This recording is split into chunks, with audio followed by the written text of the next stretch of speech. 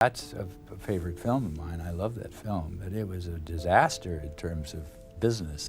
Robert Altman broke every rule Hollywood tried to enforce. Overlapping dialogue. Isolated to this, and then go across and listen. Ensemble cast with no clear leads. Stories that wandered instead of marched. Studios hated it. The audience were confused. But Altman didn't care. He made films his way. Consequences be damned. All right, turn over. Hey, camera. MASH, Nashville, The Player. Shortcuts. Each one felt like controlled chaos, like life itself spilling onto the screen. He once said he didn't believe in plots. He believed in people, and people don't follow neat story arcs. The films Altman loved reveal the rebel behind the camera. He gravitated toward directors who challenged convention, who trusted accidents, who understood that messiness could be beautiful. His taste was eclectic, unpredictable, sometimes contradictory. Foreign art films next to Hollywood classics, silent cinema next to experimental documentaries. But every choice pointed to the same philosophy. Cinema should feel alive, unpredictable, dangerous. These 7 films weren't templates for Altman to copy. They were permission slips. Permission to break structure, permission to let actors improvise, permission to trust that audiences were smarter than executives believed. Once you see what Altman absorbed, you'll understand why his films feel like no one else's. Why do they breathe differently? Why do they refuse to behave? 7. Rules of the Game, 1939. Jean Renoir made a film about the French upper class on the eve of World War II and its organized chaos. I saw the way that I could structure it, which actually it has the same ending as. Rules of the Game follows aristocrats and servants at a country estate during a hunting party. If you please. Everyone is having affairs. Everyone is lying. Everyone is performing for each other. The camera floats through rooms, catching conversations that overlap and collide. You feel like you're eavesdropping on something real, something uncomfortably honest. Altman worshipped this picture. Renoir showed him that you could have 20 characters moving through a story without forcing one to be the star. That dialogue didn't need to be clean and separated. That life happens simultaneously, not in neat turns. The hunting sequence is brutal and beautiful. The final act is tragic and absurd. Renoir judges no one. He just watches as a society crumbles while dancing and drinking champagne. What Altman stole from Renoir was structure, or the lack of it. Let the story breathe. Let characters interrupt each other. Let the frame be crowded and messy. Nashville owes everything to this approach. 24 characters weaving through a single city, conversations bleeding together, no one waiting for their turn to speak. Renoir gave Altman permission to embrace disorder. One French masterpiece, one blueprint for chaos, and the foundation for everything Altman would build. 6. Seven Samurai, 1954. Akira Kurosawa made an epic about honor, strategy, and men facing impossible odds. I feel like when you see a film a year later, do you have an eye for things you might have done over? Well, it's embarrassing, but I like it. You like it? Yeah, it's surprising. Seven Samurai runs over 3 hours, and you feel every minute in the best way.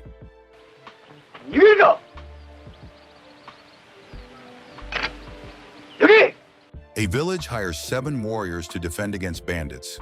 Each samurai has a distinct personality, a different reason for fighting. Kurosawa gives them all room to exist.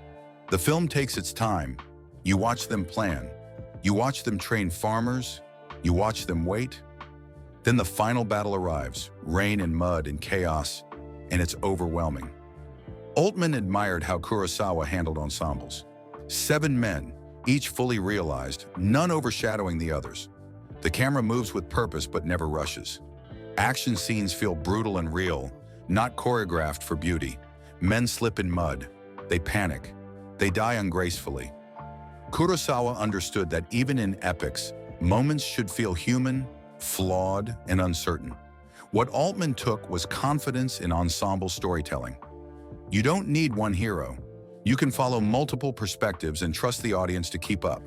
The Player, Gosford Park, Shortcuts, all build on this principle. Give actors space. Let them build characters that feel complete, even in small doses. Kurosawa proved that sprawling didn't mean unfocused. One Japanese epic, one lesson in balance, and validation that complex structures could work if you committed fully. 5. M. 1931. Fritz Lang made a film about a child murderer haunting Berlin, and it's one of the most unsettling experiences in cinema. What I said was that I feel that the medium of film has not yet really been explored. M was Lang's first sound film, and he used audio like a weapon.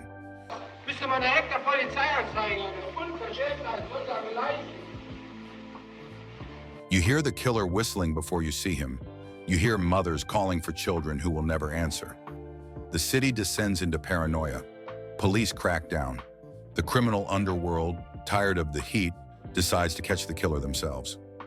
Peter Lorre plays the murderer, and his performance is terrifying because he makes the monster human. Altman was fascinated by Lang's approach to sound and structure. The film cuts between police investigations and criminal operations, showing both sides working on the same problem.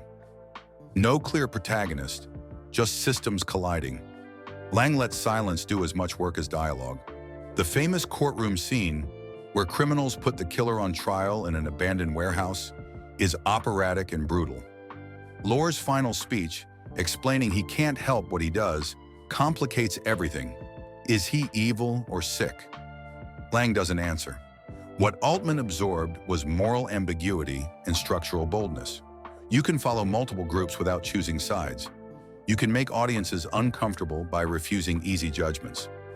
The overlapping investigations in The Long Goodbye mirror this technique. Lang also showed Altman that sound design could create dread more effectively than images. That whistle haunts you. One German thriller, one lesson in atmosphere, and proof that the scariest monsters are the ones who seem almost human. 4. Citizen Kane, 1941. Orson Welles arrived in Hollywood at 25 and rewrote the rulebook overnight. The film turns into itself. And the player, to me, looked like I had a chance that I could make sort of an essay. Citizen Kane is the film every student studies, and for good reason.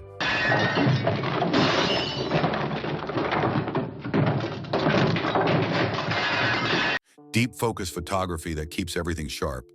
Overlapping dialogue years before Altman made it his signature. Non-linear structure, ceilings in frame, low angles that make characters look powerful and alone. Welles invented techniques that became standard, and he did it in his first attempt. Altman respected Welles the way soldiers respect generals. The audacity, the refusal to ask permission. Welles fought the studio, fought the distributor, fought everyone who said it couldn't be done. He made exactly what he wanted and dealt with consequences later. Citizen Kane is about power and emptiness, about a man who builds an empire and dies alone in a palace filled with things that mean nothing.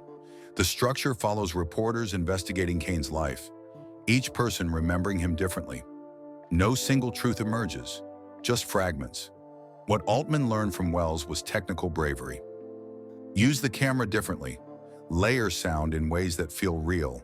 Don't spoon-feed the audience. The overlapping dialogue in M.A.S.H. and McCabe and Mrs. Miller comes directly from Welles.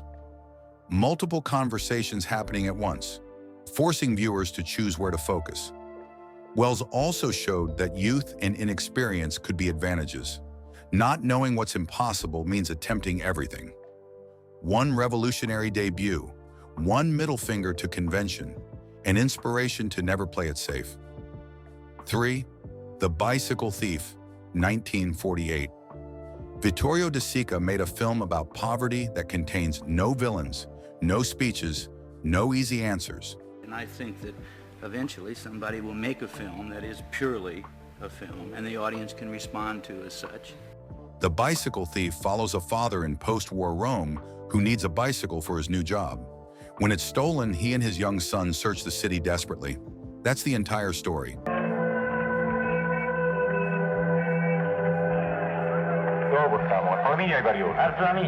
A man looking for a bicycle, but De Sica turns it into a meditation on dignity, desperation, and what survival costs.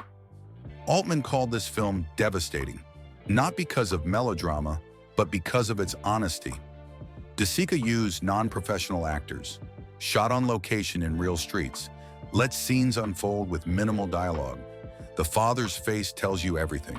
His exhaustion, his shame, his love for his son mixed with frustration at his own helplessness. The final scene, where the father makes a choice that breaks your heart, arrives without judgment. Sica just watches and lets you feel. What Altman took from Sica was the power of observation. You don't need dramatic speeches or plot twists. Just watch people struggle and try and fail and keep going. Thieves Like Us and California Split embrace this approach. Characters drift through situations without big moments. Life happens, sometimes cruel, sometimes absurd. Sica proved that neorealism wasn't just a style, it was a moral choice. Show life as it is, not as Hollywood pretends it should be. One stolen bicycle, one father's dignity, and cinema stripped down to pure human experience. 2. Grand Illusion, 1937. Jean Renoir appears twice on Altman's list, and that tells you everything. Grand Illusion is about French prisoners of war during World War I.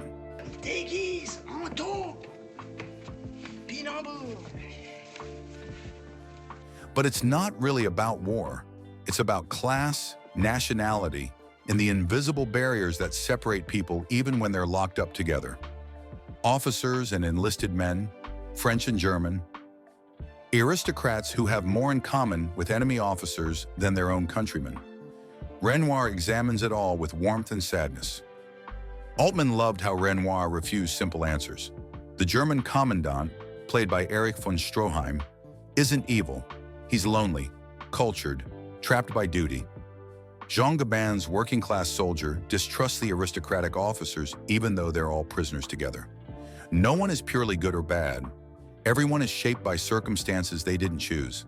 The film moves gently, allowing conversations to develop naturally, showing small acts of kindness and cruelty without amplifying either. What Altman learned was empathy. Renoir sees everyone clearly, judges no one harshly. That generosity toward characters, that refusal to pick heroes and villains, runs through all of Altman's work. Nashville has no antagonist. Gosford Park shows upstairs and downstairs with equal attention. Everyone has reasons, everyone is human. Renoir also showed Altman that you could make political statements quietly through character and situation rather than speeches. The barriers between people aren't natural, they're constructed, and cinema can reveal that without preaching. One prison camp, one argument for common humanity, and proof that the best political films trust audiences to think. 1. City Lights, 1931. This is the picture Robert Altman returned to more than any other. Charlie Chaplin made a silent film in 1931.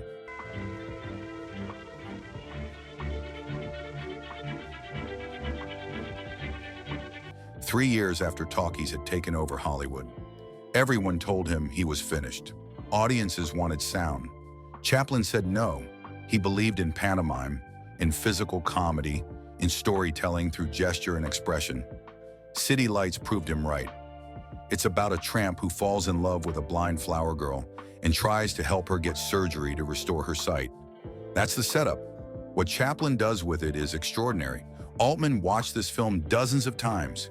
He said Chaplin understood something fundamental about cinema that most directors miss. The film is about watching, about faces, about bodies moving through space. The boxing scene where the tramp dodges punches by hiding behind the referee is genius. The drunk millionaire who befriends him when intoxicated and forgets him when sober is heartbreaking. What makes City Lights Altman's favorite isn't the comedy, though it's brilliant. It's humanity. Chaplin never condescends to his characters. The tramp is poor but dignified. The blind girl is vulnerable but not helpless. Even the millionaire, ridiculous as he is, earns sympathy. Chaplin sees people as they are and loves them anyway. That generosity, that refusal to mock or judge, shaped everything Altman believed about cinema. Altman also admired Chaplin's stubbornness. Making a silent film in 1931 was professional suicide. Chaplin didn't care. He made the picture he wanted to make and let the world catch up. That independence, that willingness to bet everything on your own vision, defined Altman's entire career. Studios fired him. Critics dismissed him. He kept making films his way. Chaplin showed him that conviction matters more than approval. Robert Altman didn't choose these films to seem sophisticated. He chose the ones that gave him courage. Courage to break rules. Courage to trust chaos. Courage to believe that messy, complicated human stories were worth telling. From silent comedy to French poetry to Japanese epics, these pictures showed him what freedom looked like. Which one resonates with you? Share your thoughts below.